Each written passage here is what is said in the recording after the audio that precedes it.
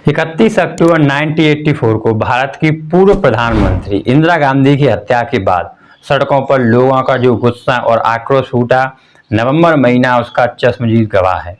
अक्टूबर 1984 इंदिरा गांधी अपने राजनीतिक करियर के बेहद बुरे दौर से गुजर रही थी। सिख और हिंदुओं के बीच लंबे समय से चले तनाव चरम पर पहुंच चुका था। सिखों के बेहद पवित्र माने जाने वाले स्थल स्वर्ण मंदिर में चरमपंथियों के घुस जाने के कारण इंदिरा गांधी को वहां सेना भेजनी पड़ी।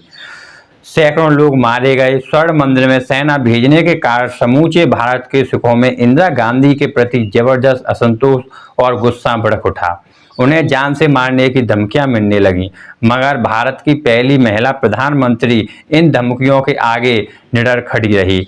इंदिरा गांधी को जान से मारने की धमकियां मिल रही थीं, मगर वे ऐसी निर्भीक महिला थीं कि इसकी उन्होंने कभी परवाह नहीं की। इंदिरा गांधी बहुमुखी प्रतिभा की धनी थीं, जोश से भरपूर। अपने देश और लोगों के लिए उनके दिल में प्यार था। वे विचारों से पूरी तरह धर्मनिरपेक्ष थीं। अपनी धर्मनिरपेक्षता सोच के कारण ही इंदिरा गांधी बहुसंख्यक हिंदुओं और अल्पसंख्यक मुस्लिमों, सिखों के बीच किए जाने वाले किसी भी भेदभाव का कड़ा विरोध करती थी। यहाँ तक कि जान से मारने की धमकी मिलने के बाद भी वे पार्टी के कहने पर उन्होंने अपने निजी सिख अंगरक्षकों को बदलने से इनकार कर दिया।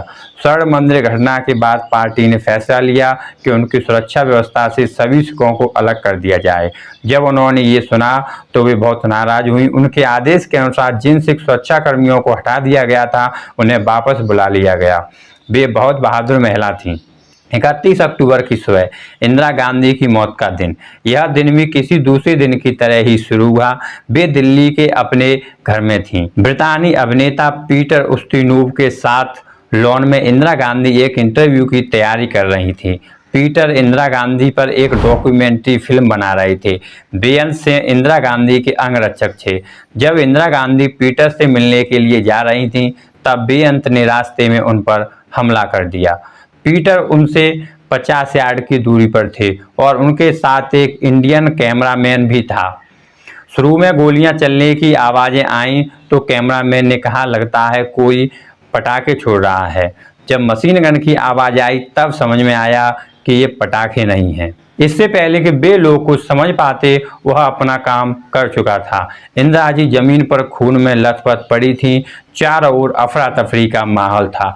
इसी बीच गोलियों की आवाज़ें सुनकर सोनिया गांधी वहां आ पहुंची और उन्हें आनन फानन में एम्स में ले जाया गया। डॉक्टरों ने उनका इलाज शुरू किया। एम्स के निदेशक ने बताया कि इंदिरा गांधी की हालत बहुत नाजुक है। इंदिरा अगले 5 घंटे तक ऑपरेशन टेबल पर रहीं। उन्हें 80 यूनिट से ज़्यादा खून चढ़ाया गया, लेकिन डॉक्टरों ने बताया कि उनकी जान संभव से तभी जा चुकी थी जब उन्हें पहली गोली लगी।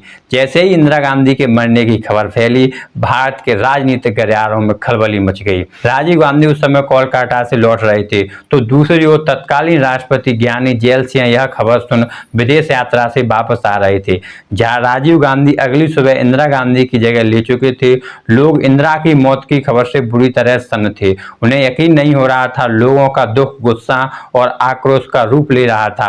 अगले कुछ दिनों में देश भर में सिख विरोधी दंगे भड़कने लगे। सिखों के घरों को जलाया जा रहा था। कार में जा रहा हो तो लोग पहले भीतर झांक कर देखते कि अंदर कौन बैठा है, कहीं वो सिख तो नहीं। सिखों के लिए यह बेहद खतरनाक समय था। 3 नवंबर 1984 को इंदिरा गांधी को अंतिम विदाई दी गई। उनकी हत्या के बाद भड़के दंगों में करीब 3000 सिख लोग मारे गए।